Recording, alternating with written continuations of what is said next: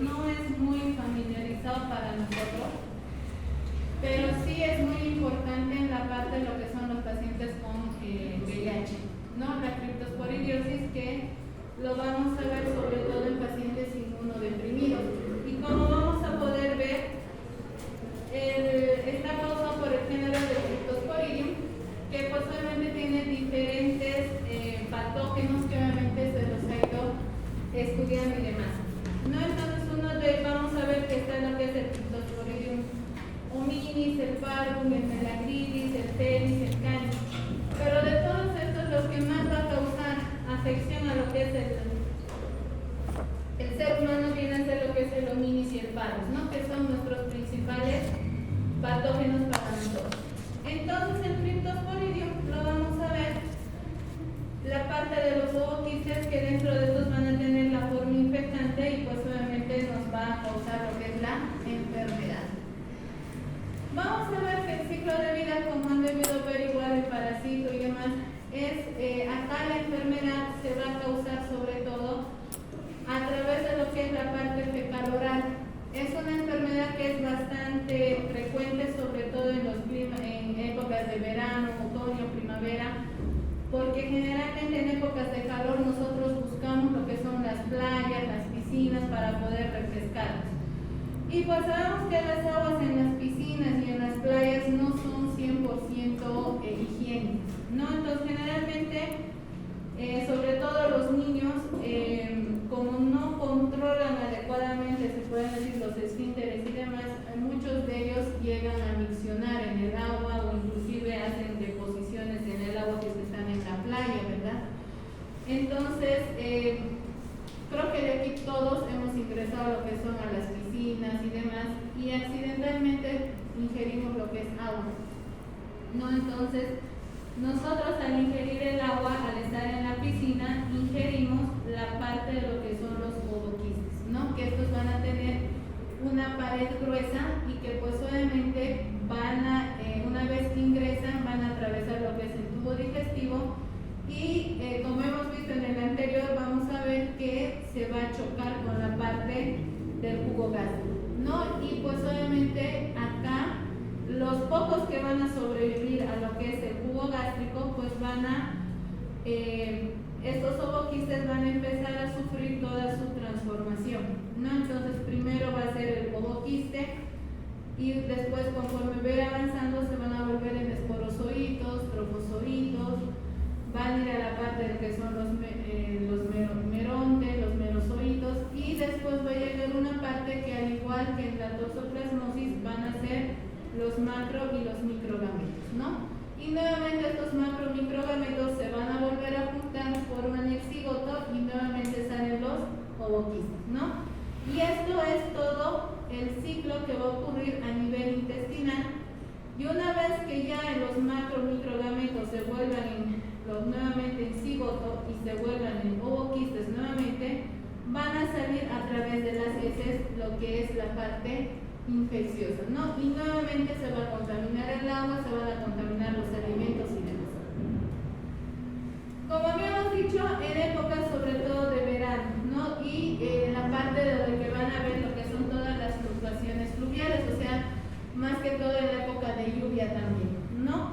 Y pues obviamente los brotes se ha visto que han sido transmitidos también por algunas bebidas, ¿no? Como la leche no pasteurizada, lo que es la sidra que no ha tenido un buen manejo conservador, la parte de las ensaladas, sobre todo ensaladas de pollo, las verduras, productos crudos, mariscos contaminados.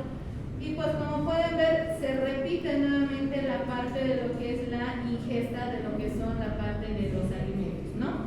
Que debemos manipularlos adecuadamente. Pacientes con VIH es muy importante, estos pacientes es constantemente las infecciones por Cryptosporidium que nosotros vamos a ver, y pues inclusive en estos pacientes, como ya les había dicho, todo paciente con VIH, cualquier enfermedad para ellos es mortal, ¿no? Entonces vamos a ver que estos se van a, más que todo, a aislar en la parte de lo que es el árbol biliar, en la parte respiratoria y en la parte digestiva. La parte de la clínica, sobre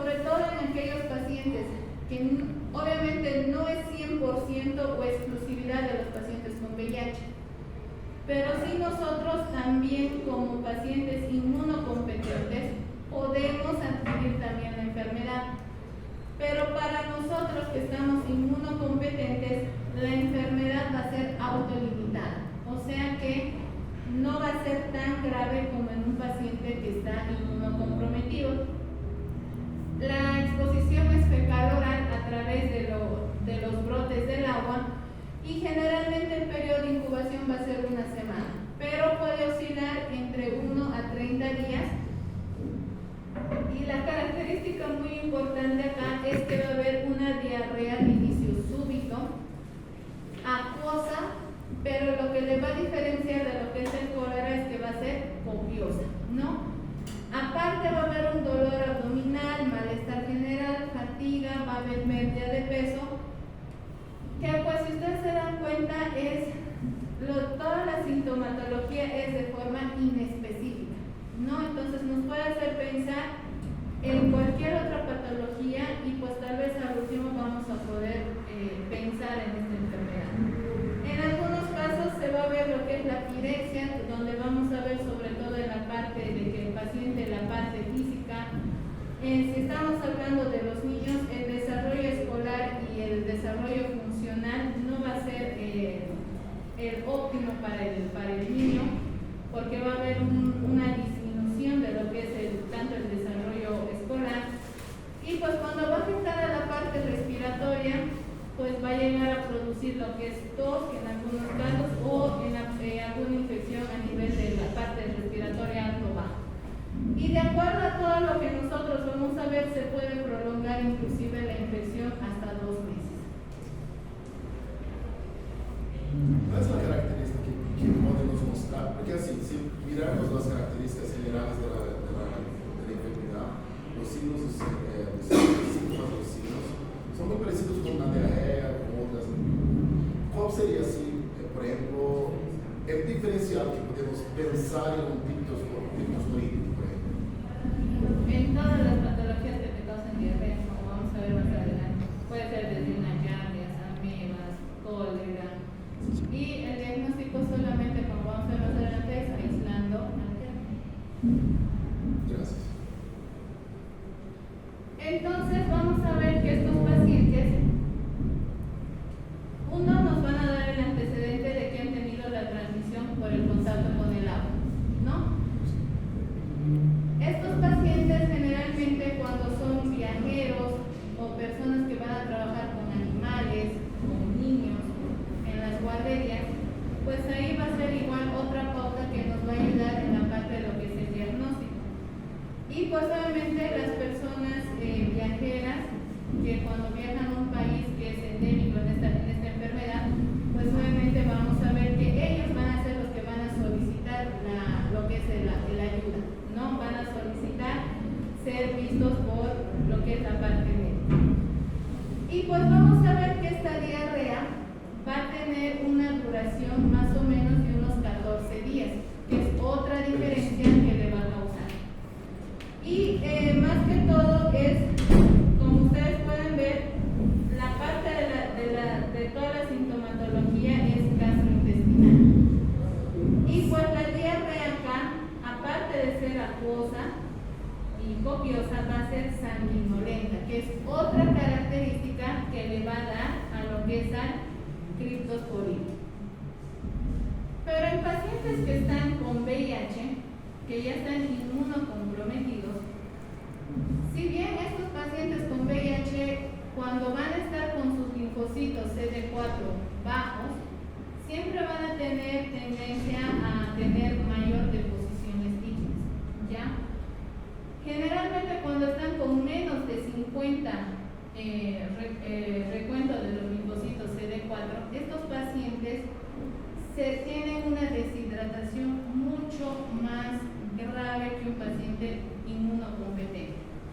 Entonces, estos pacientes, a través de las heces, van a eliminar cerca de 2 litros de agua a través de las heces por día, ¿no? Entonces, prácticamente todo el agua que nosotros ingerimos, que normalmente nosotros deberíamos ingerir 2 litros de agua cada día, pero así como se ingiere los 2 litros de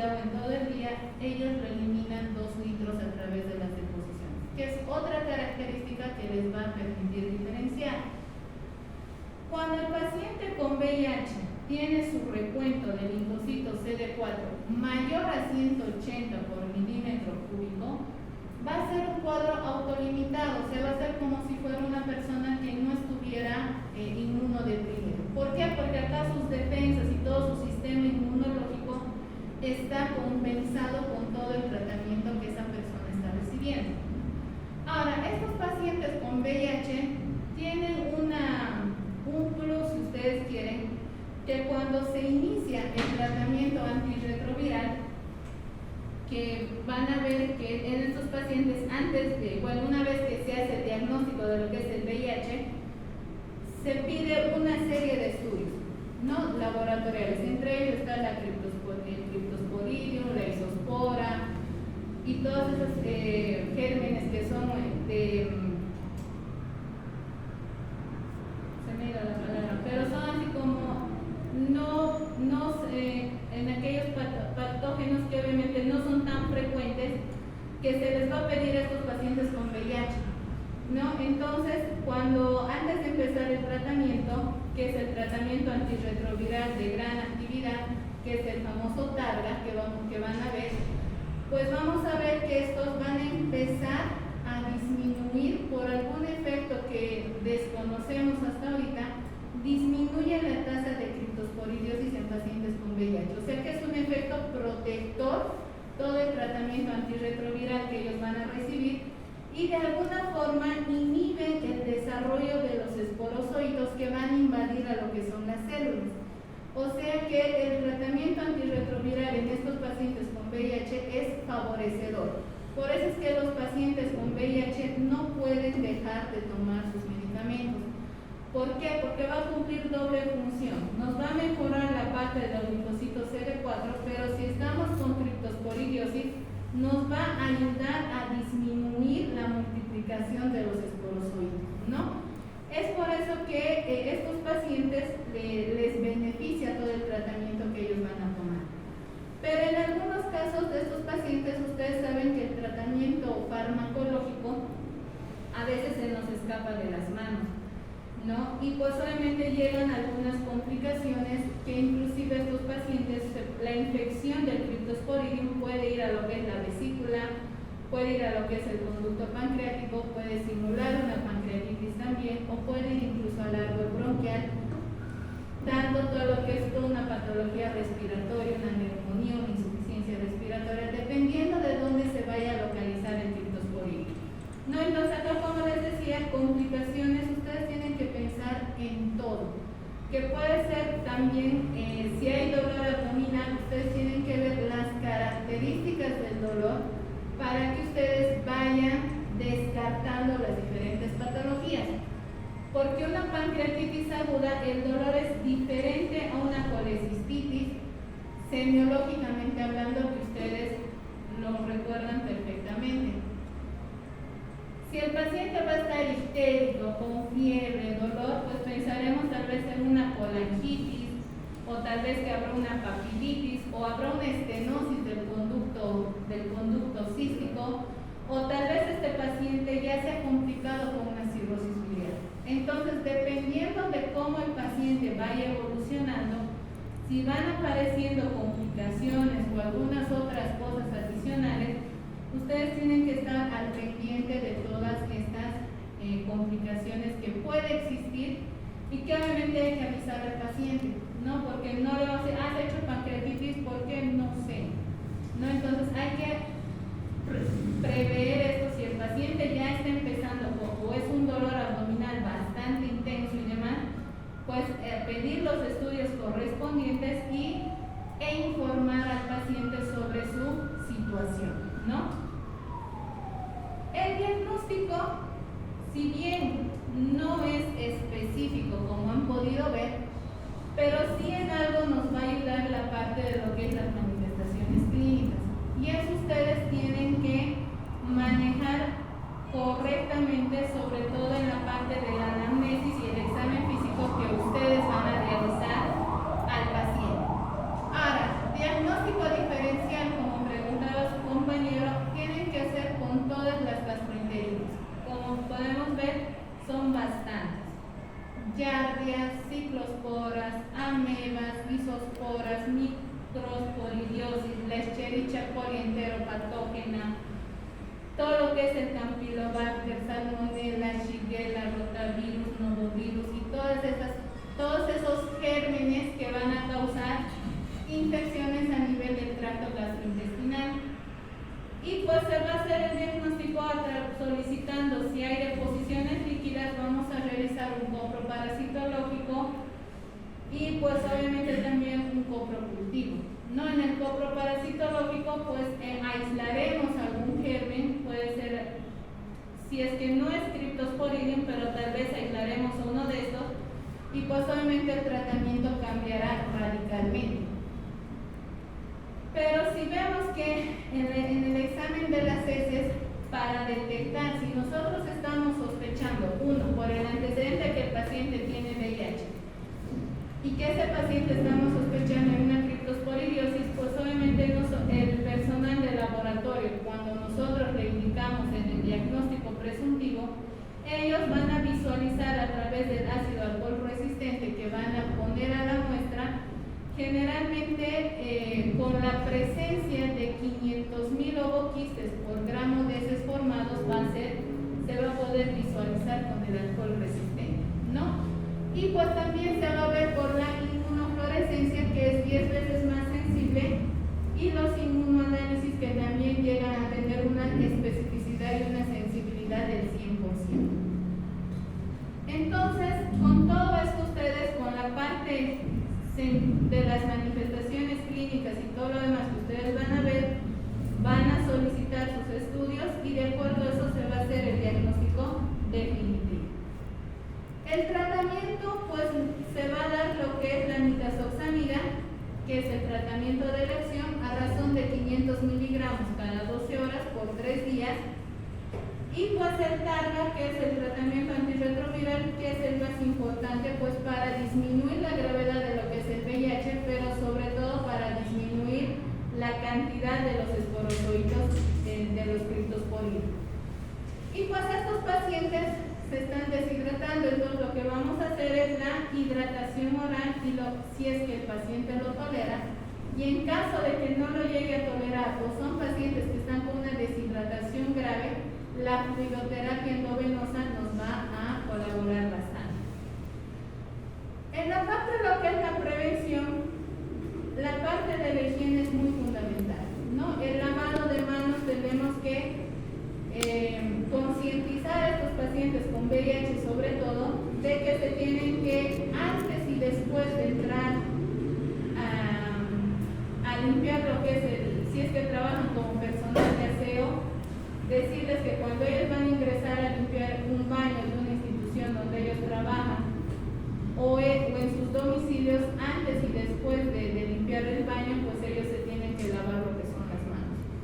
Yéndonos al otro extremo con el cambio de los pañales, lo propio, porque ustedes saben que ahora el VIH también, por descuido de la madre y demás, que sabiendo las mujeres que son portadoras del VIH, si es que en algún momento estas personas quieren embarazarse y demás, ustedes saben que hay que hacer se sigue todo un protocolo, ¿no? De que tiene que estar en la parte de lo que son la carga viral y todo lo demás, tiene que estar lo más establemente posible, con el riesgo de que inclusive el bebé pueda salir infectado o se pueda infectar, ¿no? Y aparte de lo que no pueden ir a lo que es al parto, ¿no? Lactancia materna y todo lo que implica una mujer con VIH.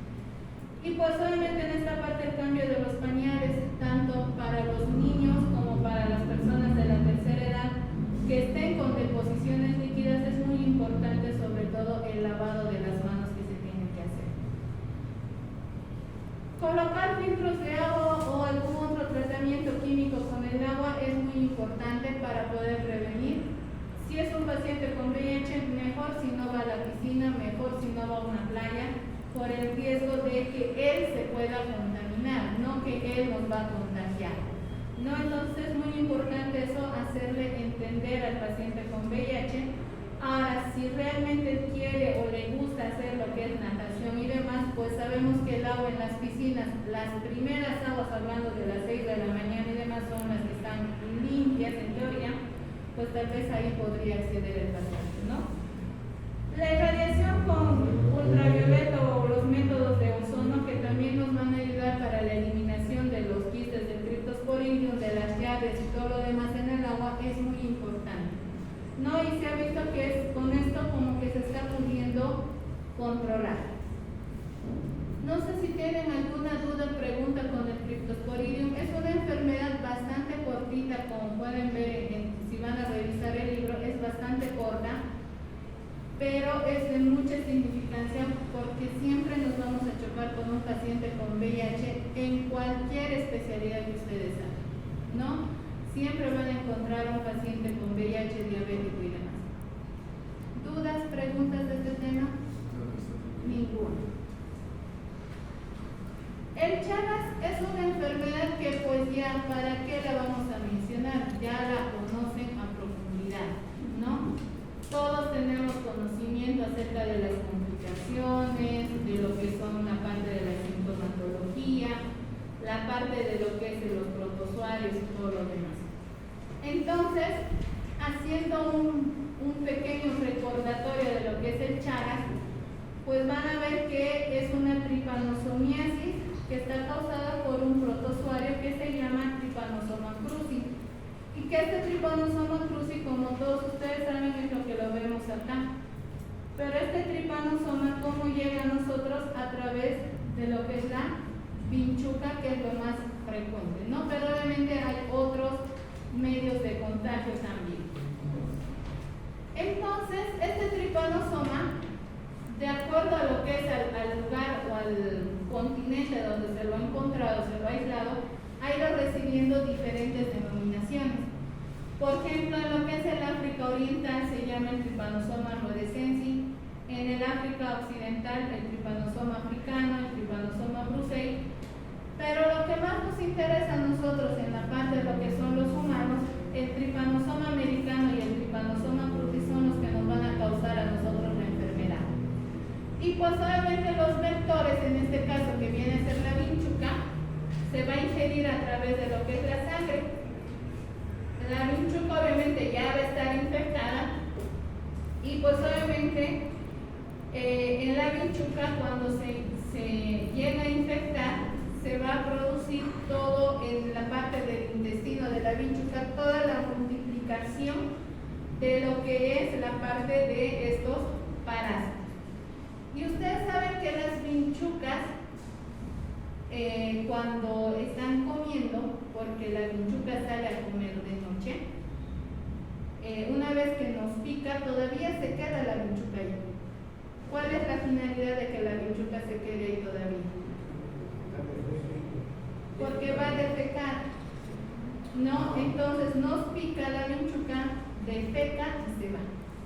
Y cuando ha defecado la vinchuca, no solamente ha dejado las heces, que son tan microscópicas que a veces ni las vemos siquiera, sino que deja lo que es el trypanosoma ahí metido en lo que son las heces.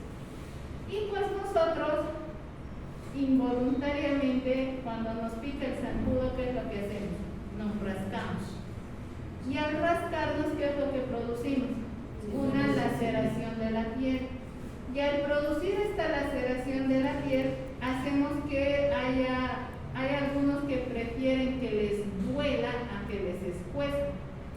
Entonces, al producirnos ese rascado, que en algunos casos inclusive nos hacemos una laceración que incluso llega a sangrar, por ahí va a ser la puerta de ingreso de las diferentes patologías que vamos a ver a partir de ahora que se transmiten a través de alguna picadura. Entonces, el trypanosoma va a ingresar al torrente sanguíneo, como pueden ver, en las diferentes formas que va a tener. Entonces, esta vinchuca, como la pueden ver acá, generalmente, una vez que esta vinchuca se ha infectado, como podemos ver en sus heces, va a tener una carga de parásitos bastante importante. Dependiendo de dónde nos vaya a picar, tiene una cierta predilección por la piel y las mucosas, que puede ser boca, nariz, conjuntiva o las grietas de la piel, que si es que ya tenemos alguna laceración en la piel, le porque va a ser más fácil penetrar al tripanosoma. Y pues estos generalmente, una vez que ya esta vinchuca ha picado, lo que va a hacer es que van a empezar a penetrar a las células a nivel local y a nivel, una vez que han logrado ingresar, se van a meter a las células y estas células se van a empezar, dentro de estas células, los tripanosomas se van a empezar a multiplicar. Y una vez que se han empezado a multiplicar, ustedes saben que en la célula va a llegar una etapa en que ya no va a haber espacio para que más tripanosomas sigan ahí. Entonces esta célula se va a romper. Y al romperse va a liberar todos estos tripanosomas a los vasos sanguíneos y a lo que es la vía linfática. Entonces, a través de la vía linfática y del torrente sanguíneo, los tripanosomas, van a poder acceder a diferentes partes de lo que es el organismo. Entonces, una forma de la transmisión llega a ser la picadura a través de la vinchuca. Otra forma de que nosotros podamos adquirirlo también, al igual que el toxoplasma, es a través de los donadores de órganos, de aquellas personas que están infectadas con Chagas. La parte de la transmisión vertical madre a hijo, que es muy importante, y también se ha visto, pero muy raro, con la parte del consumo de los alimentos o bebidas que estén contaminados, no a través de las heces de lo que es la vinchuca que hayan estado en contacto. O en algunos casos, ustedes saben que el personal de laboratorio siempre trabaja con sustancias corporales, sangre, orina, heces, y pues algún accidente puede ocurrir en el laboratorio y pues obviamente también se va a producir el contagio. Entonces, vamos a ver que la vinchuca, ustedes saben que cuando las vinchucas nacen completamente sanas, no es que nacen infectadas o por naturaleza ya vienen infectadas, sino que esta vinchuca que ha nacido totalmente sana, por alimentarse, va a picar a una persona que ya esté infectada o algún animal que esté infectado con el tripanosoma.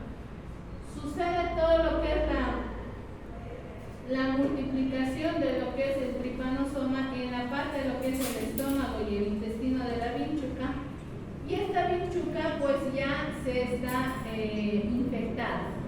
Entonces esta vinchuca, después de haber sufrido todo ese proceso de infección que ha pasado, busca a alguien de donde alimentarse.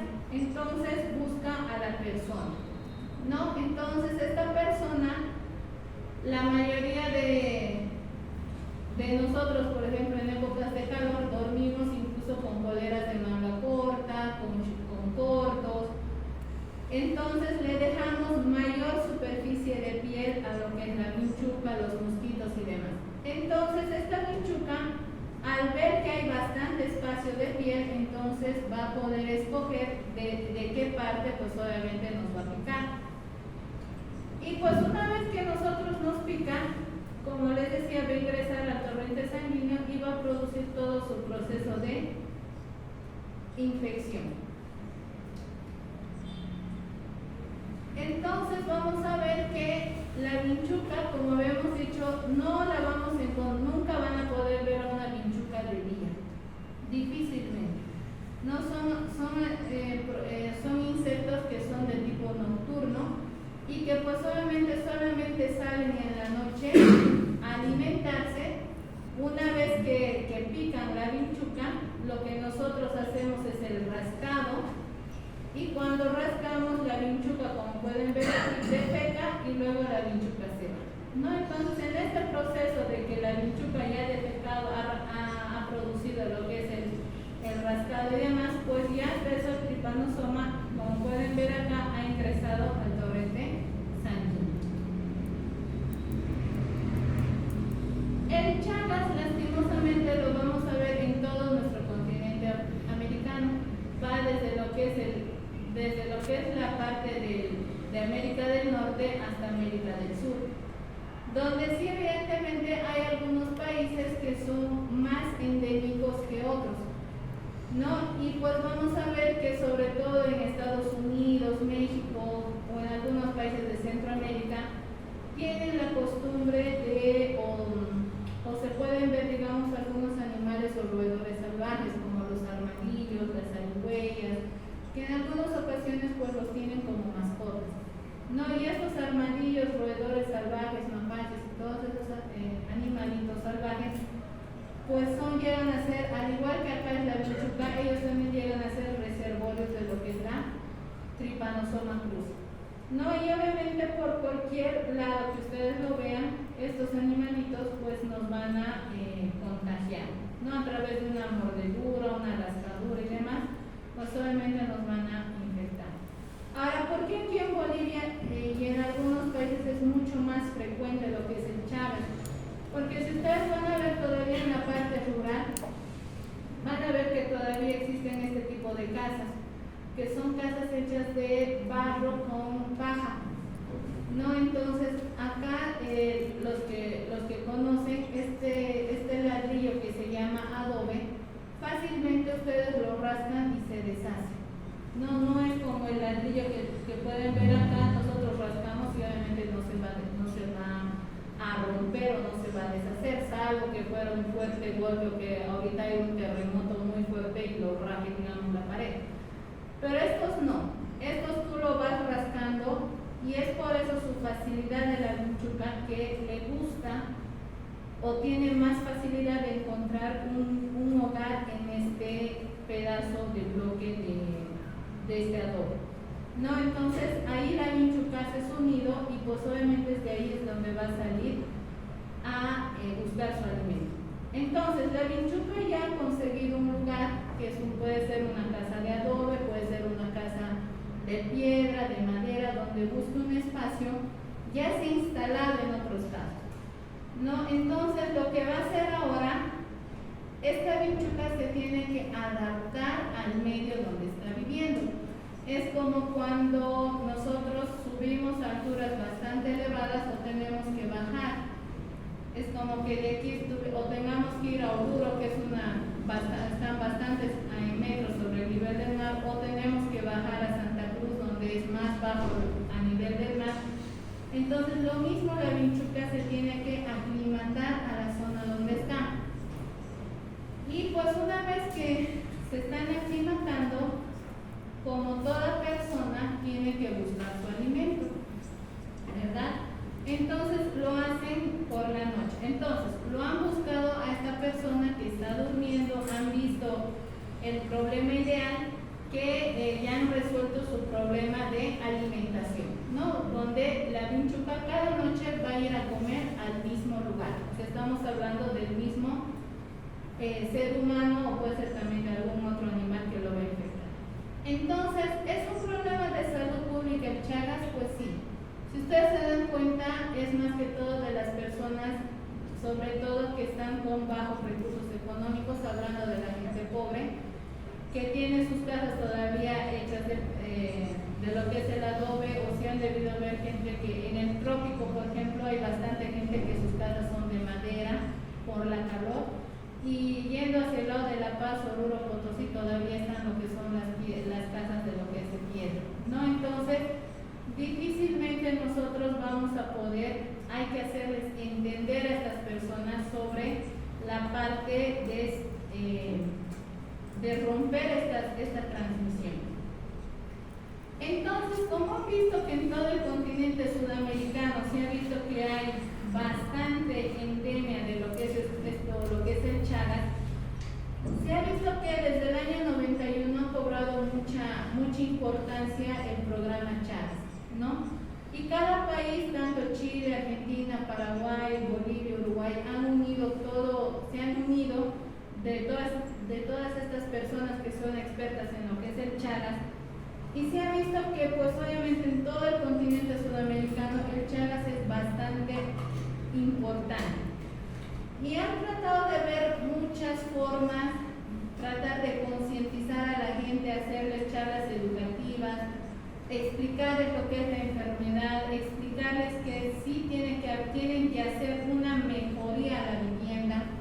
Si bien pueden tener casas de adobe, pero necesariamente necesitan tener el revocado con yeso, como pueden ver aquí la parte blanca, que aquí, digamos, ya le va a ser difícil a la vinchuca que pueda penetrar, o prácticamente construir su casa con ladrillos y todo lo demás.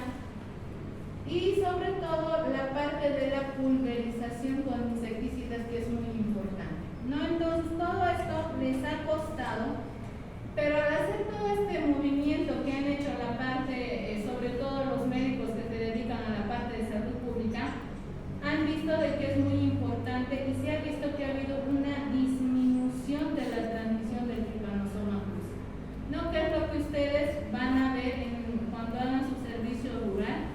Van a salir a dar charlas y todo lo demás y van a ver que la gente a veces es muy cerrada o difícil de que ellos puedan entender.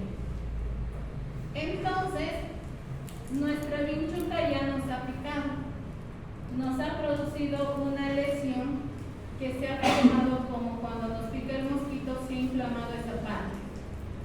Y esta parte que se inflama llega a denominarse en esta parte lo que es el chagoma, ¿no? Porque lo ha hecho en cualquier parte del cuerpo. Y en este chagoma vamos a ver que van a haber algunos cambios a nivel intracelular. Entonces, si bien en la piel se va a ver una inflamación, pero yéndonos más adentro va a penetrar lo que es el músculo. Y pues obviamente va a ir tejido celular subcutáneo, músculo, y van a llegar a la parte de donde van a infiltrar a los linfocitos.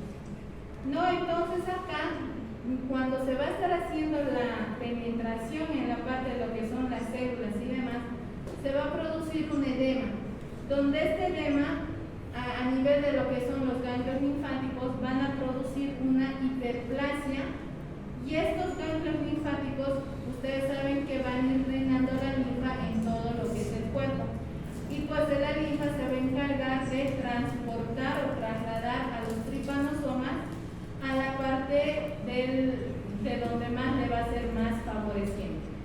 Y generalmente el tripanosoma tiene algunos sitios predilectos, como es el miocardio, lo que son los músculos del sistema gastrointestinal, que son sus sitios más predilectos. Ahora obviamente puede ir a otras partes del organismo, pues claro que sí. Y pues vamos a ver que acá va a desarrollar algunas áreas inflamatorias, ¿no? Sobre todo si estamos hablando de los miocitos. Una vez que se infecten, se va a producir una inflamación, y esta inflamación va a llevar a la necrosis. Y ustedes saben que miocito que se infecta, miocito que no se vuelve a regenerar ni a recuperar, es miocito perdido.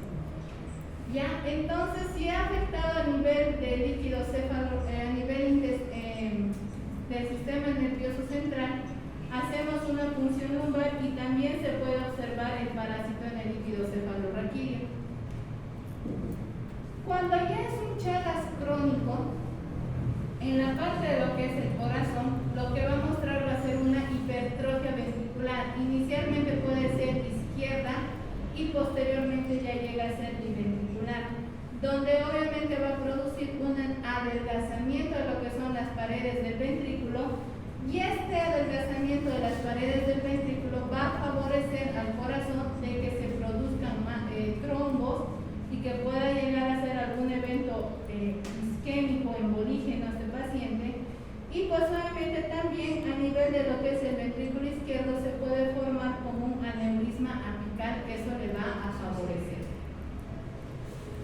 Macroscópicamente nosotros prácticamente lo vamos a interpretar en la parte cardíaca. Cuando ya hay una afectación, lo vamos a interpretar nosotros con lo que es el electrocardiograma, porque cuando ya el paciente está con un Chagas crónico va a haber alteraciones a nivel de lo que es el ritmo del corazón, a nivel del sistema de conducción, donde obviamente va a haber un bloqueo de rama derecha que puede ser incompleto o puede ser completo, puede producir bradicardias, puede producir incluso llegando a un bloqueo auriculoventricular completo, que el paciente ya necesita un marcapaso, puede producir una taquicardia ventricular, que ya es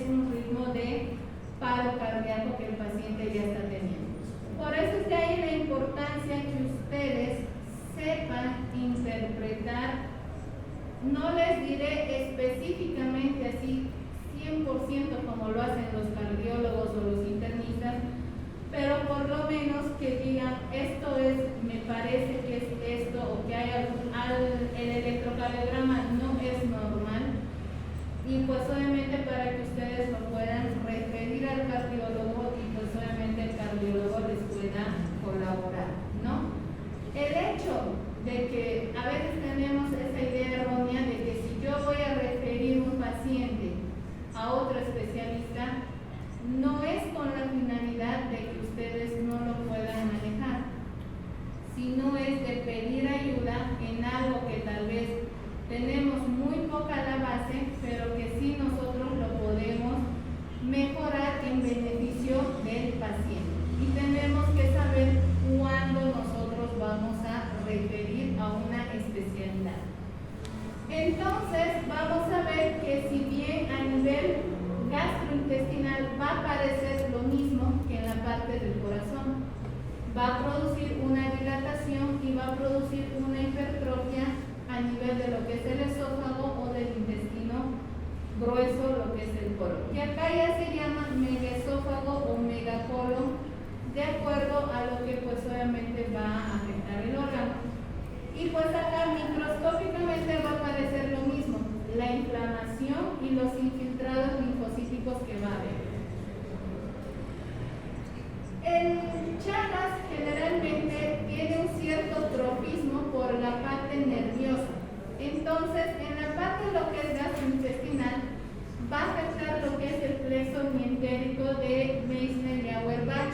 Entonces, va a haber una denervación a nivel de esta parte, ¿no? Donde va a haber una presencia de fibrosis periganglionar e intraganglionar, que estos van a proliferar sobre todo en las células de Schwann.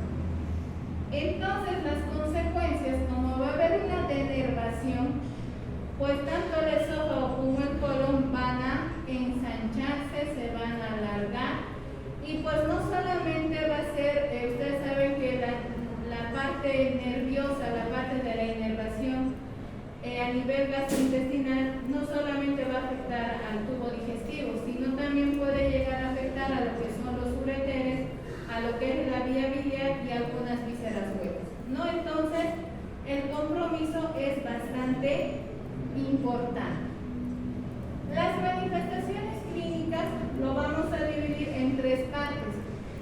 Una parte que es el Chagas agudo, que en la parte de pediatría lo van a ver, que es muy frecuente, no tan frecuente, pero sí se lo va a llegar a ver como agudo. En cambio, yéndonos a la parte adulta, nosotros no vamos a ver ya lo que es el Chagas agudo.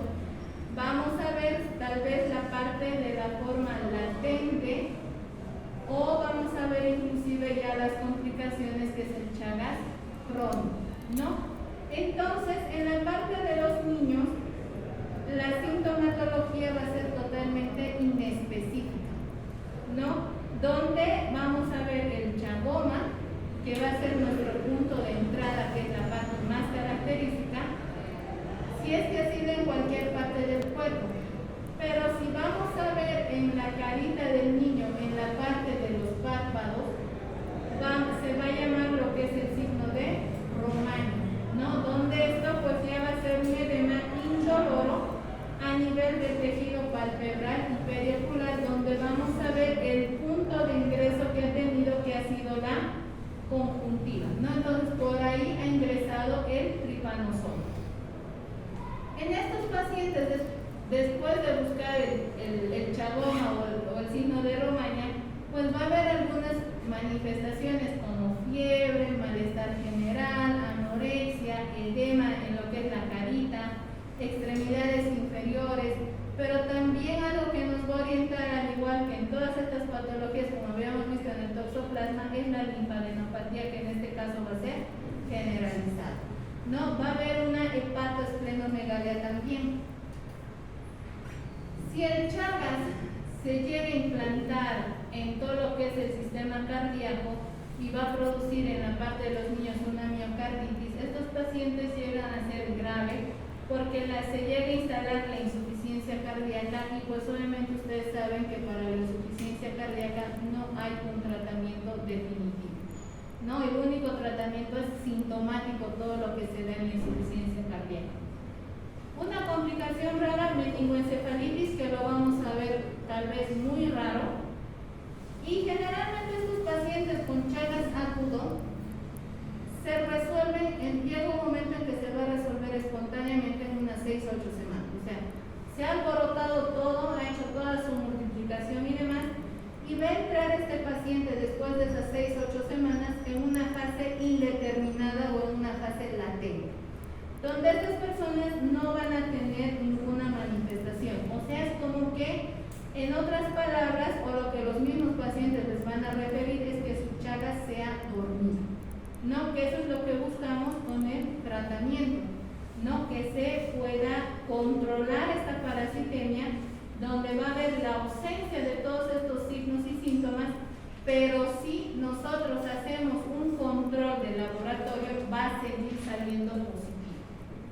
Entonces, para que ustedes se los puedan quedar claramente, el chagoma y lo que es el signo de Romaña.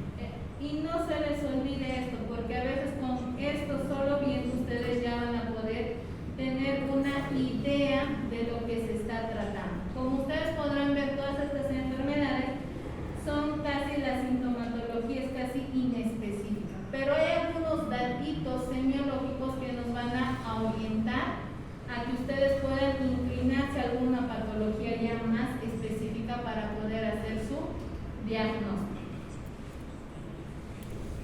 El Chagas, la patología cardíaca de lo que es el Chagas, no lo va a hacer de hoy día para mañana.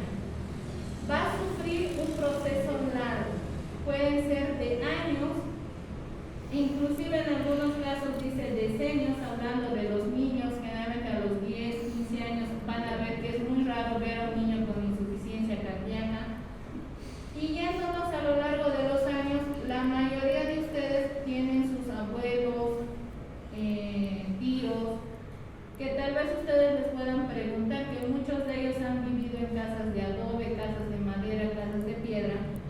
Pregúntenles si ellos tienen Chagas, a lo mejor, o han visto vinchucas, a lo mejor les van a decir, uy, sí, veía caminar las vinchucas por el techo y todo lo demás, y les van a contar. Entonces, tal vez alguna de ellas pues les pueden decir, sí, a lo mejor debo tener Chagas, pero no tienen ninguna sintomatología, ¿no? Entonces, es que hay en ese periodo se ha mantenido en una fase latente. Pero cuando se llega a reactivar y afectada la parte del corazón, pues en algunos casos se van a ver trastornos del ritmo, como ya habíamos dicho, bradicardias, fibrilación auricular, bloqueos completos, bloqueos de rama derecha. Cuando ya va a estar bastante comprometido, van a ver todo lo que es la parte de los signos de insuficiencia cardíaca, que ustedes igual ya lo conocen. Y como habíamos dicho que esto va a producir bastantes émbolos, trombos, pues van a producir eventos tromboembólicos también. Dependiendo de dónde viene el coágulo, puede ser a nivel cerebral, a nivel cardíaco, a nivel pulmonar, a nivel de miembros inferiores, superiores, que nos pueden ocasionar tromboembolismos dependiendo de dónde viene ese coágulo.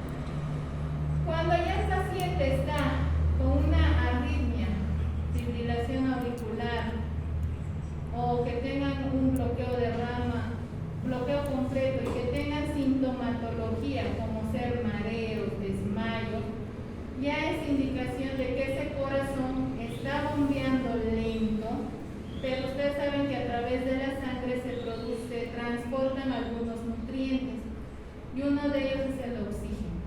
Y ustedes saben que el sistema del cerebro funciona con el 100% de oxígeno.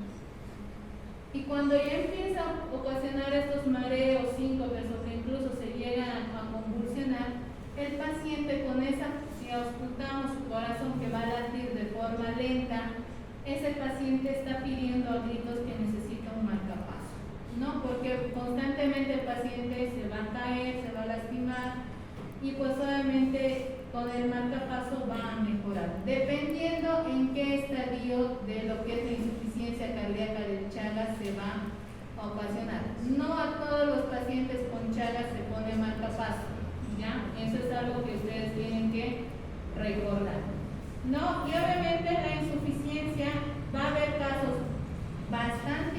importantes donde van a ver que el corazón llega a crecer impresionantemente, ¿no? Con la placa de rayos X que van a ver que incluso las cavidades derechas llegan a crecer, ¿no? Entonces vamos a ver que esto es de un paciente que se le ha sacado una radiografía y si ustedes pueden ver es bastante grande.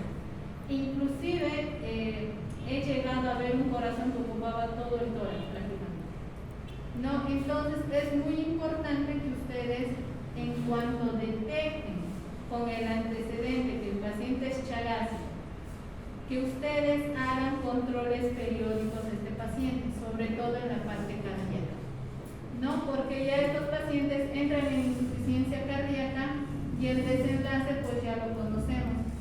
Estos pacientes van a terminar falleciendo y cada vez antes de fallecer sus periodos de ingresar al hospital para la parte de internación se van a ir acortando cada vez más, ¿no? Hasta que el paciente va a llegar a fallecer y pues obviamente hasta ahí llegó el paciente, ¿no? Entonces es muy importante que ustedes vean toda esta parte de la parte cardíaca. En la parte gastrointestinal, si bien también lo que es la parte del megaesófago y el megacolon van a ser síntomas inespecíficos, ¿no? Porque obviamente nos van a producir a la parte de lo que es megaesófago lo que es la calasia, donde va a haber tos, disfagia, odinofagia, regurgitaciones y pues en algunos casos va a haber una hipersalivación o lo que es la hipertrofia de las glándulas salivales, va a haber pérdida de peso, caquexia y en algunos casos neumonía. En un paciente con megacolon, lo que es más característico es la parte de la constipación, que ustedes obviamente tienen que tener en cuenta. Al ser el intestino grueso bastante largo, puede llegar a producir obstrucciones a nivel del tracto intestinal bajo, por lo que es la torsión del intestino sobre su propio eje, que se llama vólvulo, y este vólvulo cuando no se llega a devolvular, pueden llegar a tener complicaciones como una perforación intestinal, hacer una sepsis y posteriormente fallecer el paciente. Si hacemos unas imágenes con contraste en la parte de lo que es el esófago, vamos a ver que ustedes pueden ver es un esófago ensanchado. Normalmente no debería ser así. Y es como vemos acá igual en lo que es el colon. Normalmente ustedes lo van a ver con sus sauces y todo lo demás. Pero acá en lo que es el Chagas, pues no. Pierde lo que son las sauces y si ustedes pueden ver se ensancha y en algunos casos también se alarga. El diagnóstico en un Chagas agudo, pues prácticamente es establecer esa persona si ha sido de riesgo, si ha recibido transfusiones sanguíneas, si es el hijo de una madre con Chagas positivo que le ha transmitido de forma vertical o ha habido algún accidente a nivel de laboratorio. El diagnóstico definitivo con la detección del parásito lo vamos a detectar y pues obviamente vamos a ver que los hemocultivos y los cultivos nos van a mostrar lo que es el trypanosoma. El Chagas crónico, que es lo que nosotros ya vamos a ver, el diagnóstico lo vamos a hacer con los anticuerpos de inmunoglobulina G, lo que es el Chagas, las otras pruebas que son específicas, pero para hacer el diagnóstico de un Chagas crónico nosotros necesitamos dos pruebas. Puede ser una prueba de Hyde y el otro puede ser un ELISA que nos va a dar la prueba como que algo va a ser ya más confirmatorio. Dos pruebas diferentes que nos salgan positivo, pues obviamente ya va a ser diagnóstico de Chagas y así nosotros vamos a poder acceder a lo que es el tratamiento. Mal llamado tratamiento, ¿por qué? Porque el Chagas no tiene cura, salvo que fuera en la fase aguda, en la parte de los niños, que ahí sí vamos a ver que tiene un 100% o por lo menos un 90% de curación que va a tener. Pero en la parte de los adultos, cuando ya vienen a los 18, 20 años, le dicen tengo Chagas, le hacemos todos los estudios y todo lo demás que incluye, pues lo único que nosotros vamos a hacer en esta etapa es disminuir los síntomas, disminuir la parte de la mortalidad en la parte aguda de lo que es el Chagas Y pues el 70% de estos pacientes con Chagas agudos se va a eliminar lo que son los parásitos, ¿no? Entonces, las tasas de curación llegan a ser bastante importantes en el Chagas agudo, pero en el crónico no. Eso ustedes tienen que recalcar cuando ya son jovencitos de 18 para arriba, hasta antes de los 40 años, que se los da lo que es el tratamiento farmacológico, recalcar que este paciente no se va a curar, o sea que el Chagas lo va a tener de por vida.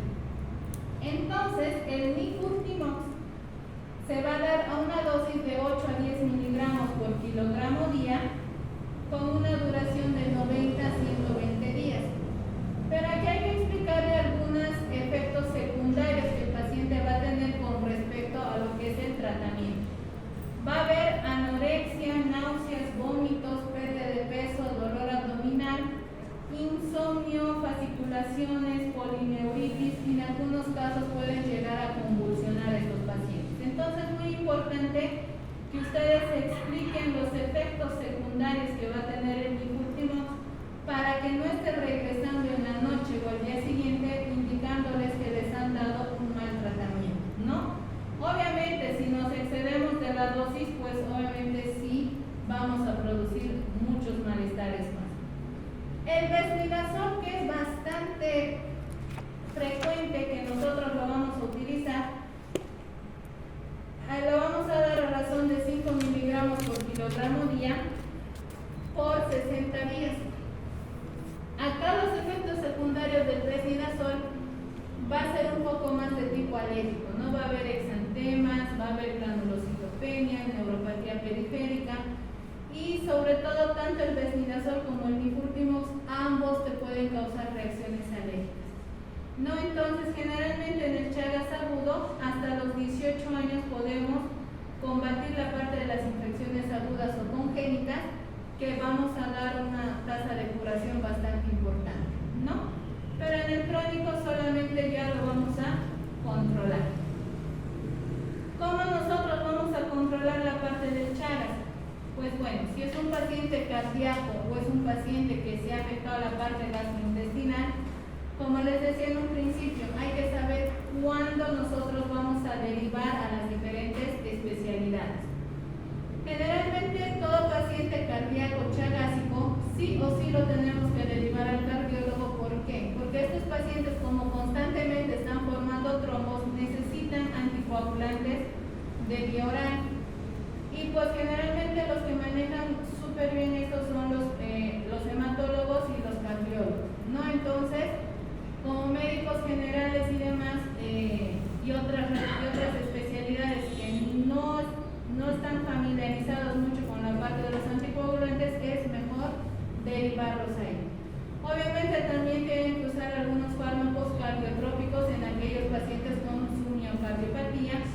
Cuando este paciente tiene sus arritmias, pues obviamente los marcapasos, el cardiólogo va a indicar cuándo lo van a colocar el marcapaso, cuál va a ser la utilidad. Y el tratamiento definitivo, si ustedes quieren, para mejorar toda esa sintomatología, pues llega a ser lo que es el trasplante cardíaco.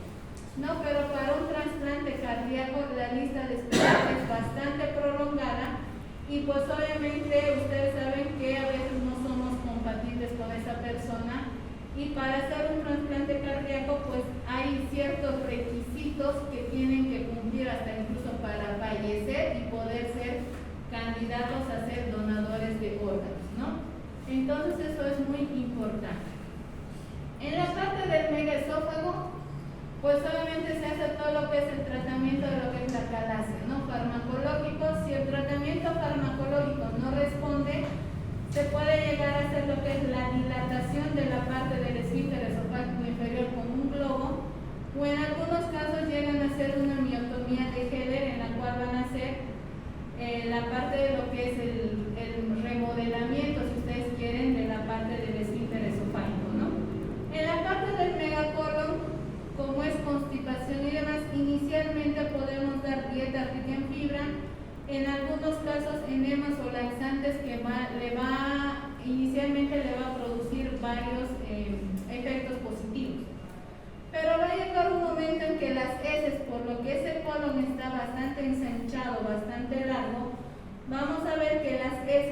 no van a salir con facilidad y se van a ir amontonando. Entonces se va a producir una impactación fecal y pues esto va a obligar a que tengan que hacer una proctólisis o en algunos casos hacen la extracción manual de las heces. Y si es que esto falla, pues el tratamiento es quirúrgico, ¿no? Y terminan haciendo una colostomía o en algunos casos llegan a reducir lo que es el intestino, ¿no? Y cuando hay vólvulos, generalmente lo que se hace es la devolvulación a través de lo que es el recto sigmoidoscopio y generalmente llegan a devolvular, pero constantemente se va a ir volvulando y mientras más frecuente sea lo que ocurra, lo que es el vólvulo, entonces la cirugía va a ser de emergencia. Entonces, cuando vean un abdomen distendido, siempre soliciten una radiografía del abdomen buscando lo que es el signo de grano de café, que es lo que nos va a producir la parte de una obstrucción. Bueno, lastimosamente por la luz no se ve, pero también se ven como unos puntelitos que son la imagen en miga de pan. Y cuando hay esta imagen también indica que el colon está lleno de heces, ¿no? Entonces, otro signo que ustedes también tienen que recordar en la parte de la imagenología.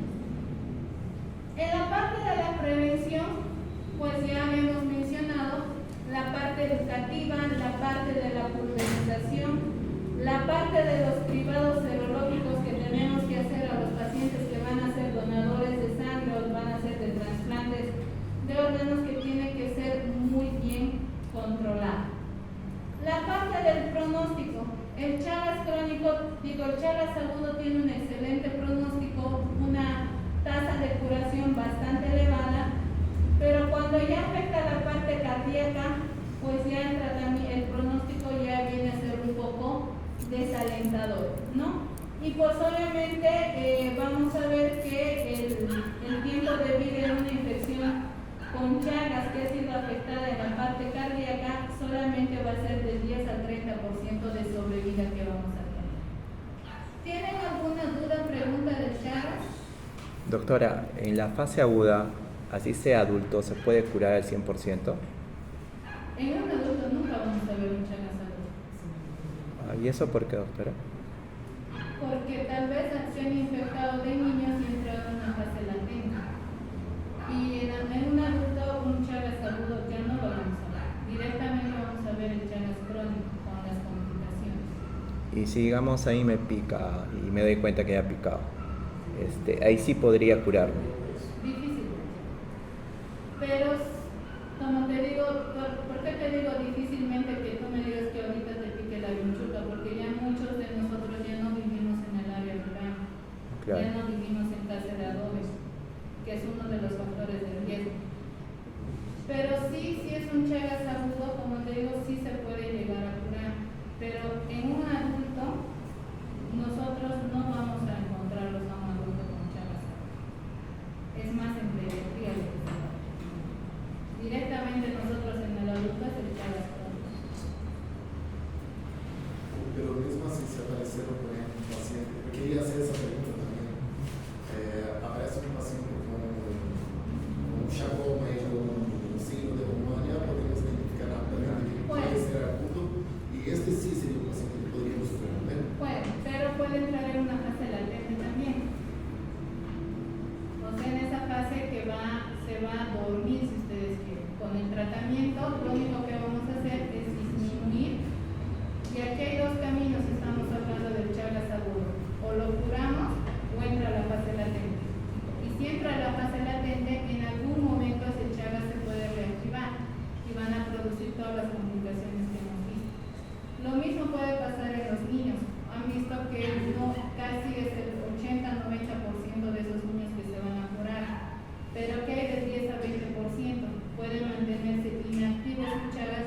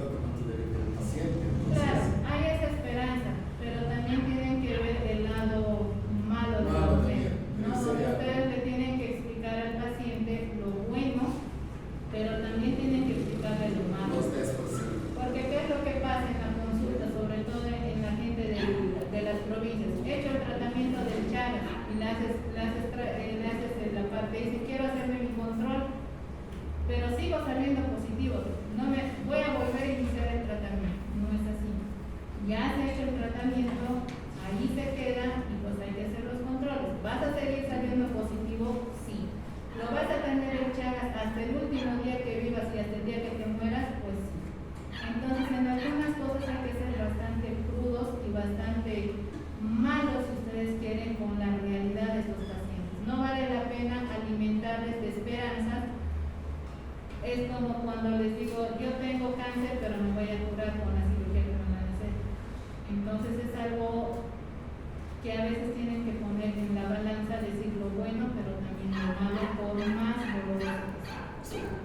¿Ya? Porque yo conocí dos personas con Chagas.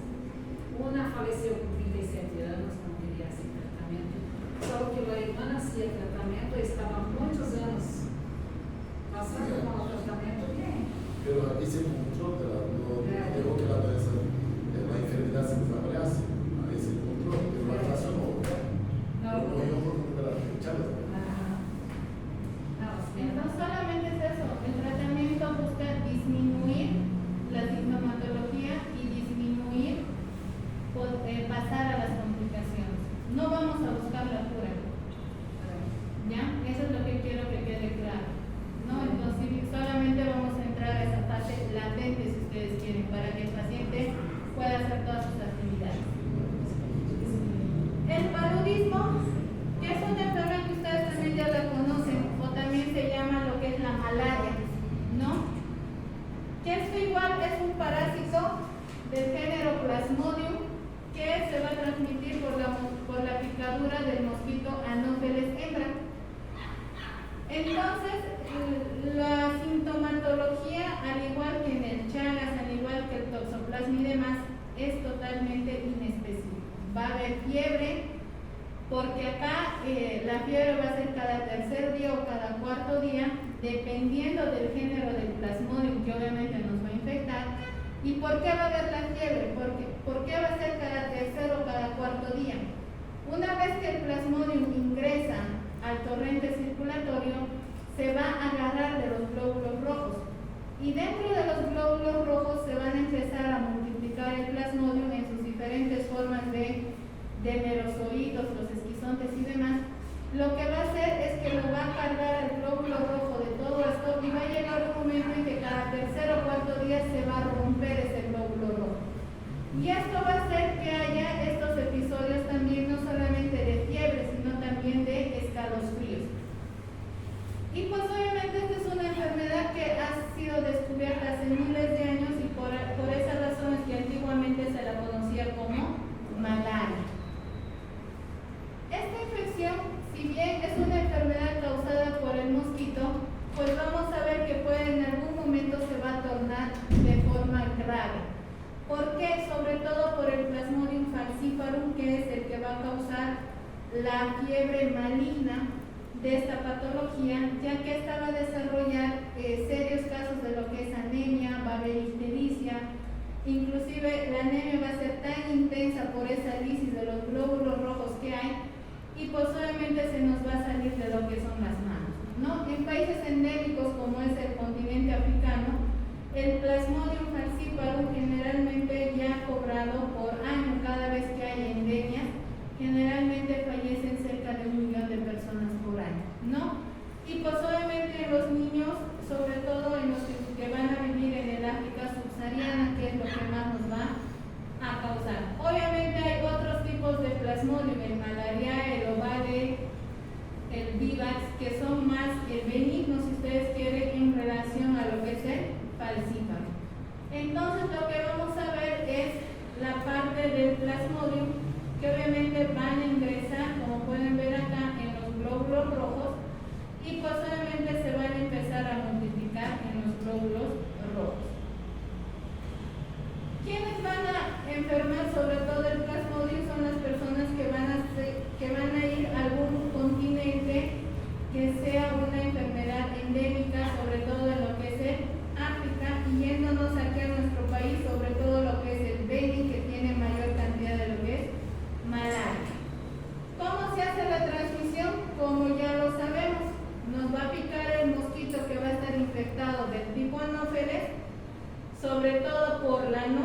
al igual que lo que es la vinchuca. Y pues obviamente ustedes saben que en países o localidades donde hay bastante calor, bastante humedad, igual las personas andan y duermen con poleras de manga larga, con cortos y demás, y le estamos dando mayor superficie de piel para que obviamente el mosquito pueda picar y alimentarse.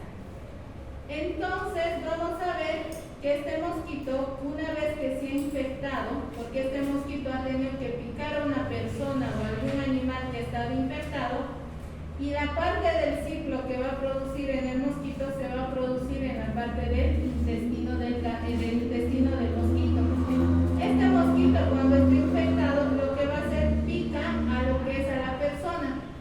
Y una vez que ha picado el mosquito, si bien el glóbulo rojo inicialmente va a ser su transportador, este lo va a llevar a la parte de los hepatocitos.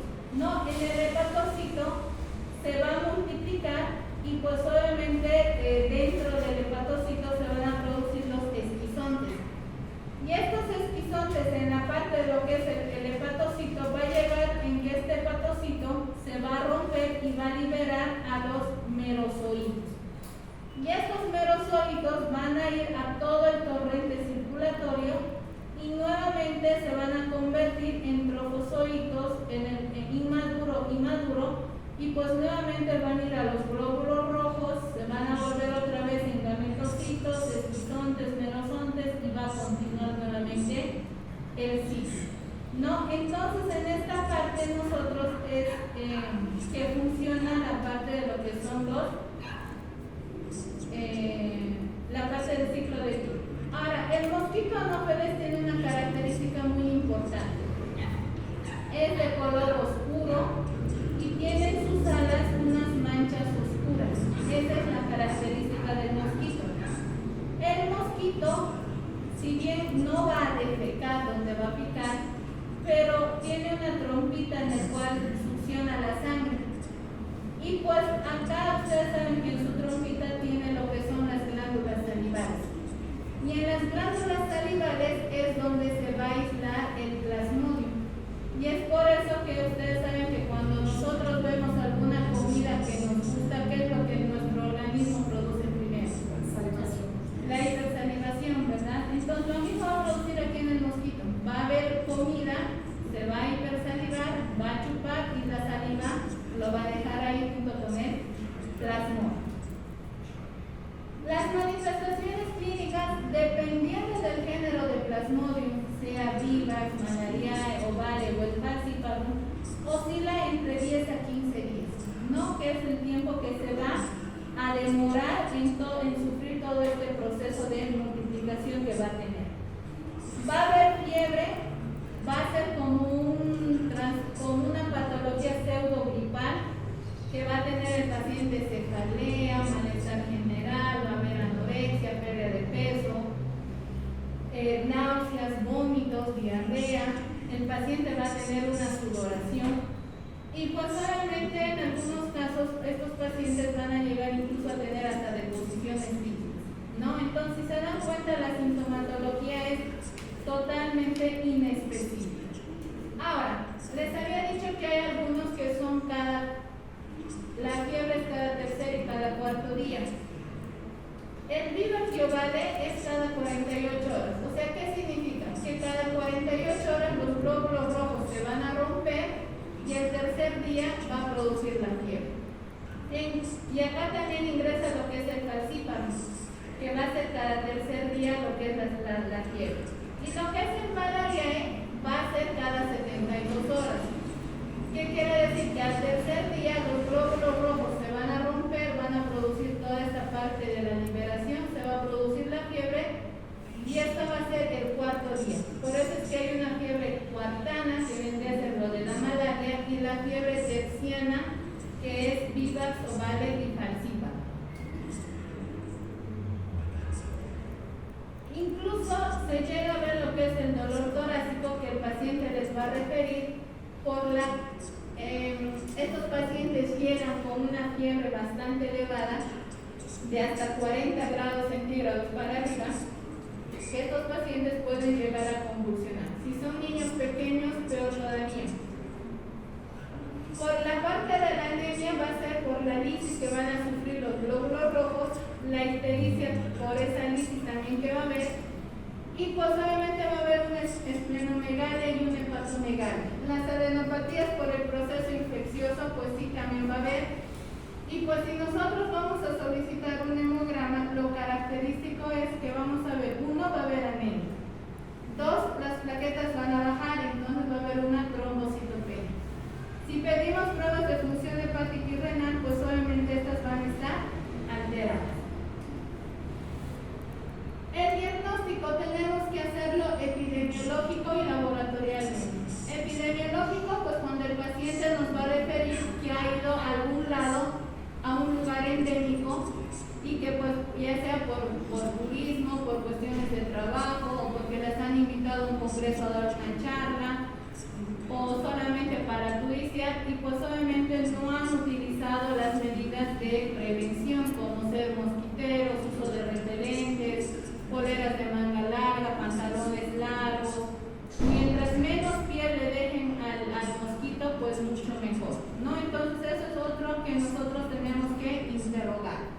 En la parte del laboratorio hay dos tipos, la gota gruesa y lo que es el frotis sanguíneo. La gota gruesa, como ambos se lo van a hacer a través de una gota que se lo va a pinchar en la parte lateral externa, puede ser del dedo anular o del dedo medio, pero de la mano que no es hábil, o sea que la mano que usamos menos. ¿No? Entonces se pincha y se pone una gota en el portoqueto. Y llamamos gota gruesa cuando esa gota lo mandamos a ver directamente al microscopio, y ahí es donde nosotros tenemos que ver al plasmodium. ¿Y cuál es la diferencia con el frotis? Se pone la gota en el portaobjeto y con otro portaobjeto raspamos.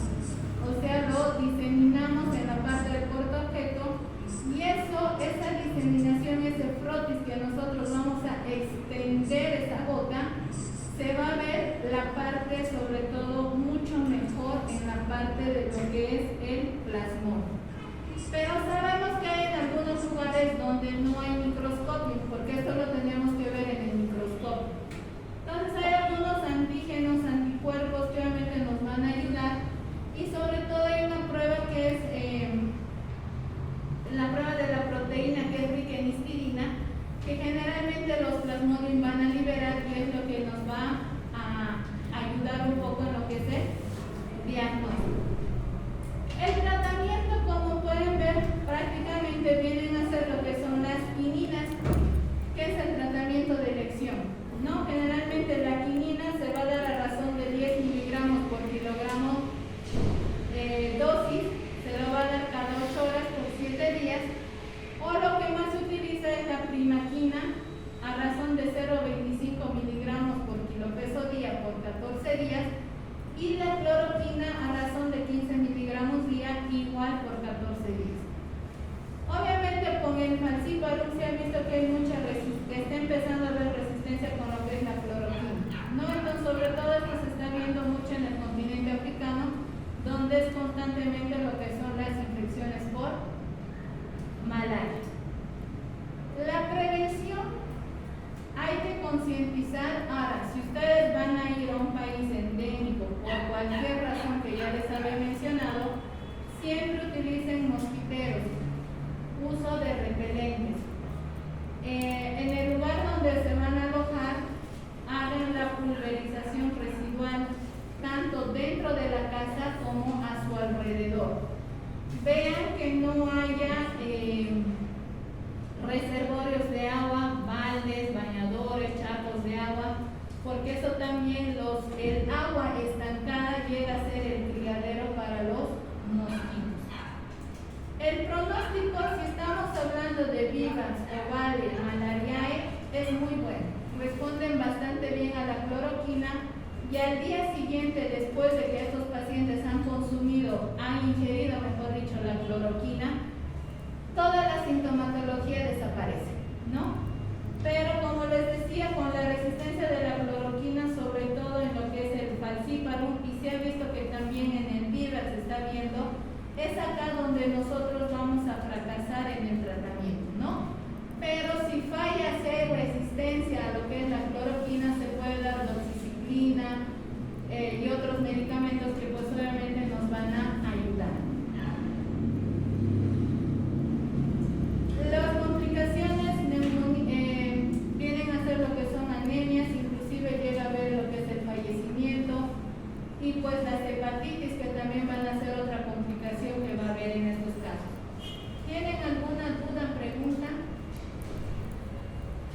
No. Vamos a ver este último tema más y hasta aquí va a ser su examen. Hay que igualar al otro grupo. La fiebre amarilla es igual a otra patología que ustedes ya lo han visto. Haciendo un poquito de lo que es la reseña histórica de lo que es la fiebre amarilla, pues esta enfermedad ya se ha visto desde que, antes de que se descubrieran las Américas, más que todo en el continente, en Cuba, donde pues ya se veían esta parte de la fiebre amarilla. Y pues en la parte de México, todo lo que es esto de la fiebre amarilla, no lo conocían como fiebre amarilla, sino lo conocían como el cocolitre.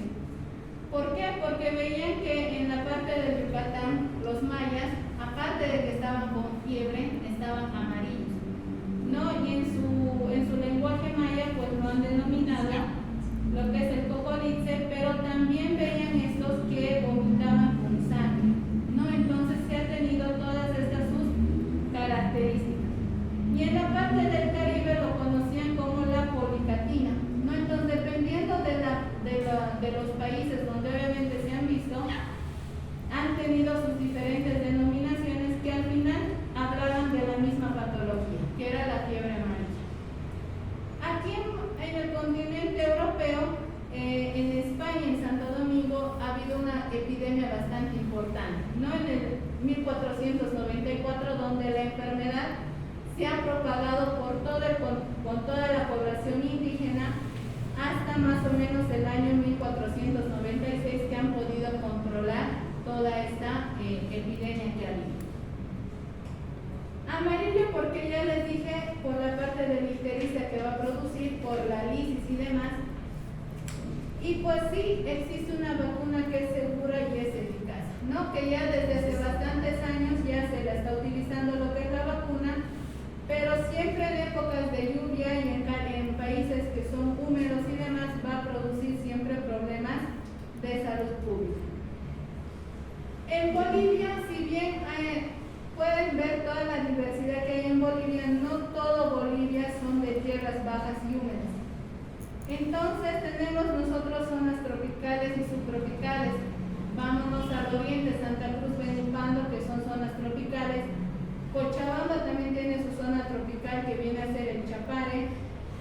La Paz, su zona tropical viene a ser Yungas, ¿no? Entonces todas estas regiones van a ver aumento de lo que es la fiebre amarilla en épocas de lluvia. Estamos hablando de diciembre, enero, febrero más o menos, que obviamente van a durar, y pues generalmente en mayo, junio, ya en época de invierno, disminuye la parte de las infecciones y de los brotes.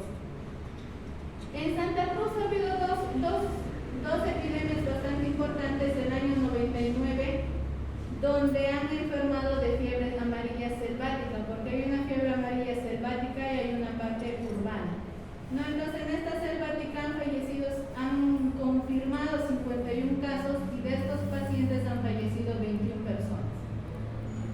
Y pues obviamente el germen acá, mejor dicho, el vector es el mosquito Aedes aegypti, que va a ser nuestro principal actor. Entonces este mosquito, que es el Aedes aegypti, como pueden ver, es diferente al anófeles, ¿no? Que tiene sus lesiones blanquecinas en todo lo que es su cuerpo, que es lo que le va a diferenciar de lo que es el anófeles. Y pues obviamente este mosquito se va a infectar de lo que es el virus de la fiebre amarilla, que va a pertenecer al clavivirus. Y pues vamos a ver que esto en el continente sudamericano ya lo tenemos desde el año 1974 con los diferentes brotes.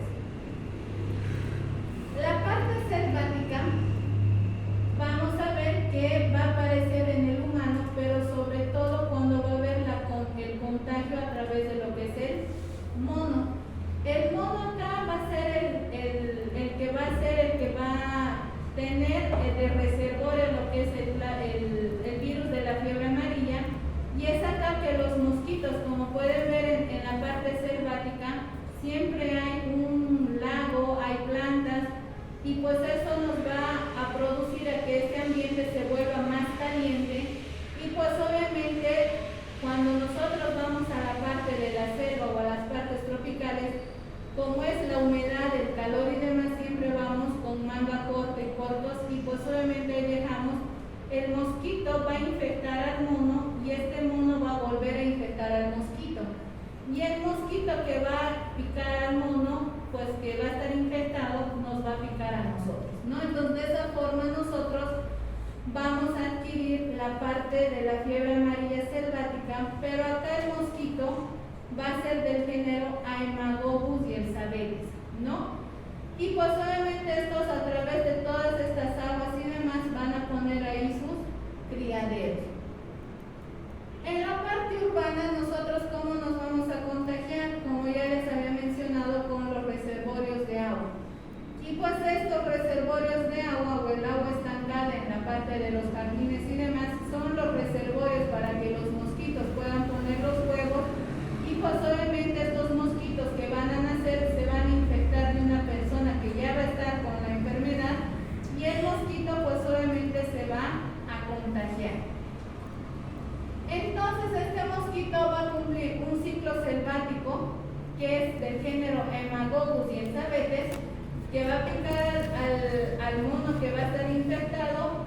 Este mosquito va a picar a este mono y pues otra vez va a contagiar a otro mono, y así sucesivamente el ciclo. Pero en algún momento este mosquito selvático puede, si es que nosotros nos vamos a dirigir a la parte de la selva, el mosquito a nosotros nos pica, nos enfermamos, y pues otro mosquito que se va a alimentar nos va a picar y este mosquito va a contagiar. Y así es sucesivamente, pero en la parte urbana es el Aedes aegypti el que nos va a contagiar. La sintomatología, pues obviamente vamos a ver que este periodo de la infección, del periodo de incubación, es bastante rápido, es 24 a 48 horas. Antes de que aparezca la fiebre, 24 horas o 48 horas, ya el virus de la fiebre amarilla va a empezar a multiplicarse, y pues pasadas las 48 horas va a haber fiebre que va a durar 3 a 5 días, y pues esto va a hacer que estos mosquitos, el virus de la fiebre amarilla en el mosquito va a permanecer entre 4 a 30 días de acuerdo a las condiciones de la humedad que haya. Ahora, si ustedes han podido ver que incluso el mosquito del dengue ya no es específicamente ahora del trópico. El mosquito pues ya se ha aclimatado aquí en Cochabamba, y como han podido escuchar, hay bastante dengue aquí en Cochabamba, en la ciudad, que nunca antes habíamos tenido. O sea, como casos propios de aquí de la ciudad, ¿no? Entonces cualquier rato igual este mosquito de la fiebre amarilla, igual cualquier rato se puede aclimatar acá a nuestro medio, y pues obviamente van a producir. Lo único bueno de esta fiebre amarilla es de que nos va a dejar inmunidad, o sea que nosotros vamos a tener una inmunidad por un tiempo prolongado. O sea que si nos viene una segunda enfermedad o un segundo contagio, la parte de lo que es la segunda vez no nos va a venir tan fuerte como la primera. Y es por esa razón que se han visto estos estudios que administrando la parte de la inmunidad pasiva con los anticuerpos de una mujer que ya ha tenido la fiebre amarilla y le ha transmitido al bebé por la leche materna y demás, esta inmunidad le ha durado a ese bebé 6 meses. Entonces se ha visto que con la vacuna, que obviamente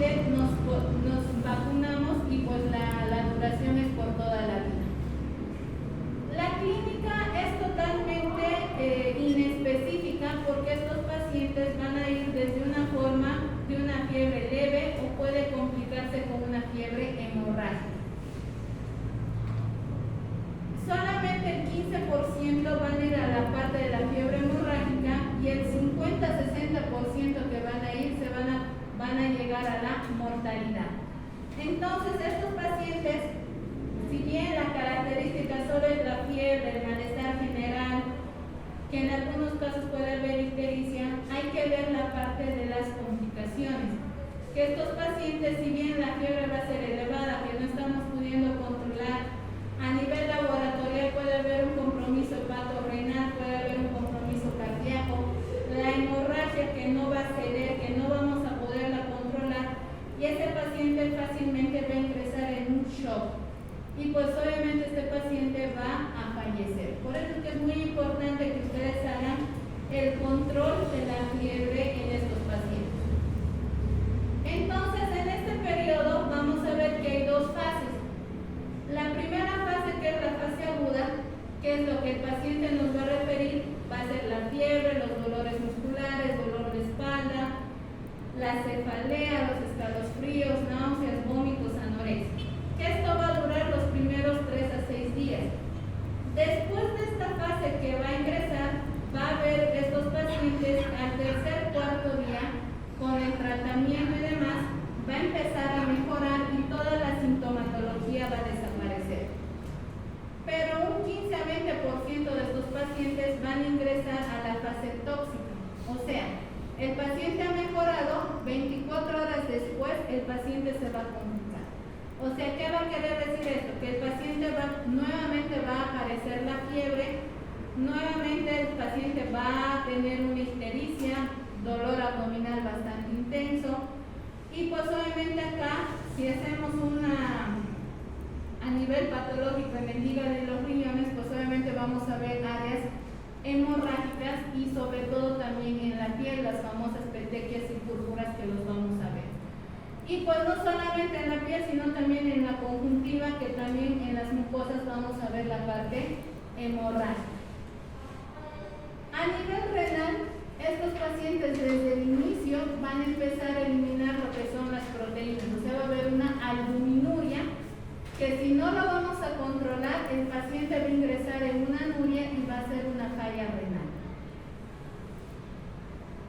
Es muy importante que siempre se haga el control de la función renal para poder evitar que este paciente vaya a la fase renal. Si el paciente ya ha ingresado en la fase hemorrágica, tenemos que hacer diagnósticos, pero no solamente en la fase hemorrágica. Si ustedes se han dado cuenta, es fiebre. Hay sintomatología gastrointestinal y demás. Diagnósticos diferenciales hay que hacer con malaria, fiebre tifoidea, la riqueza. Si el paciente ya está en la fase hemorrágica, hay que hacer diagnóstico diferencial con la fiebre hemorrágica boliviana o con las otras fiebres hemorrágicas, dengue, leptospirosis, hepatitis. Y pues obviamente la parte laboratorial, que es muy importante. En resumidas cuentas, la fiebre amarilla lo vamos a dividir en 3 etapas. Una etapa de infección, que va a ser los primeros 3 días, donde el inicio va a ser brusco. Va a haber fiebre, cefalea, dolor, náuseas y vómitos. El dolor va a ser a nivel urosacro. Eso es lo que nos va a referir el paciente. Y a nivel de los signos, lo que nosotros vamos a ver, bueno, uno, vamos a controlar la temperatura y el paciente va a estar con fiebre. La parte del dolor abdominal y una bradicardia relativa, que eso lo vamos a poder auscultar. La parte laboratorial va a haber leucopenia, proteinuria y lo que es la parte de la viremia, que va a estar elevada en esta etapa. La parte de la remisión, que va a ser al tercer, cuarto día, van a ver ya los síntomas, van a empezar a disminuir, no va a haber fiebre y pues no va a haber ningún signo. Pero si nosotros hacemos laboratorio, va a haber todavía proteinuria. Aquí está la fase tóxica, que es entre los 4 a 10 días, donde acá el paciente va a reaparecer la sintomatología, pero ya va a ser mucho más grave, donde va a haber fiebre, vómitos, hemorragias y ansiedad. El paciente va a estar histérico, va a estar oligúrico, va a ingresar en shock, estupor, coma. Laboratorialmente, función hepática alterada, trastornos de coagulación alterado y pues obviamente este paciente, cuando ya llega a esta etapa, el paciente va a fallecer. El diagnóstico diagnóstico no es más que confirmar con 2 pruebas de laboratorio. Y pues aquí en Bolivia tenemos un centro que se llama lo que es el CENETROP. Este CENETROP se encuentra en lo que es en Santa Cruz, donde son expertos prácticamente en estas pruebas, que de todo el país mandan las pruebas para hacer la confirmación en CENETROP. Si bien nosotros acá en Cochabamba, los diferentes laboratorios tienen la capacidad de poder interpretarnos como positivo para lo que es fiebre amarilla, malaria y todas estas enfermedades tropicales, obligatoriamente necesitamos mandar a este instituto para que eso lo hacen mediante los diferentes servicios departamentales de salud que gestionan para lo que es el envío de la muestra, y en CENETROP nos dirá si es confirmado o es un falso positivo o es un diagnóstico negativo. ¿Qué es lo importante que ustedes tienen que saber para realizar el diagnóstico de fiebre amarilla? Uno, que es una enfermedad febril, que el paciente se puede llegar a complicar de un día para el otro, que tienen que hacer seguimiento con la parte de la albuminuria para poder evitar la parte de que el paciente pueda progresar a una fiebre hemorrágica, a una falla renal. Como médicos ustedes tienen que saber cuándo ese paciente se va a complicar, se va a hacer severo. Tienen que ir controlando constantemente lo que es la frecuencia cardíaca, lo que es la temperatura, para ver los signos de alarma que ustedes van a poder,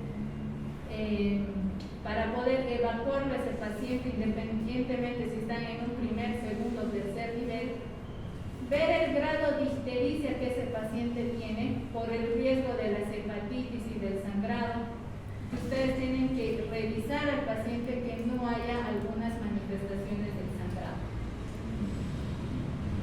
El flujograma, si ustedes van a ver, tienen que tener 2 grupos. Si tiene un paciente con todos los signos positivos para fiebre amarilla, sangrado, ictericia, fiebre, oliguria, ese paciente se tiene que internar.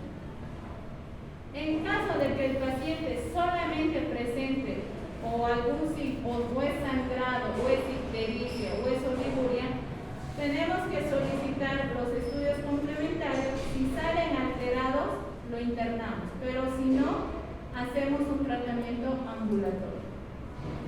No hay un tratamiento para la fiebre amarilla, todo es tratamiento sintomático. Si tiene fiebre, antipirético, si tiene prurito, algún antihistamínico, si tiene dolor abdominal, pues haremos ecografía, veremos que no esté pasando algo raro, tal vez ahí en ese abdomen. Si ese paciente se llega a complicar, ingresará a terapia intensiva, pero si el paciente, si ustedes están en un segundo nivel y ven que el paciente ha llegado en estado crítico, que es paciente para que ingrese a terapia intensiva, y sabemos que en un segundo nivel no hay terapia intensiva, ustedes tienen que estabilizar primero al paciente en la emergencia y después lo van a poder referir a un tercer nivel, o en algunos casos tienen que referir inclusive a otra ciudad, ¿no? Entonces, dependiendo igual del espacio físico que hay en las diferentes instituciones.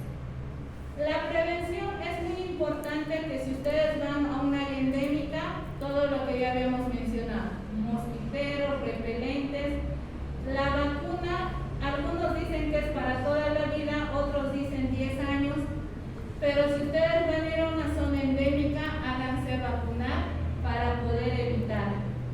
Pacientes inmunocomprometidos, está contraindicada la vacuna.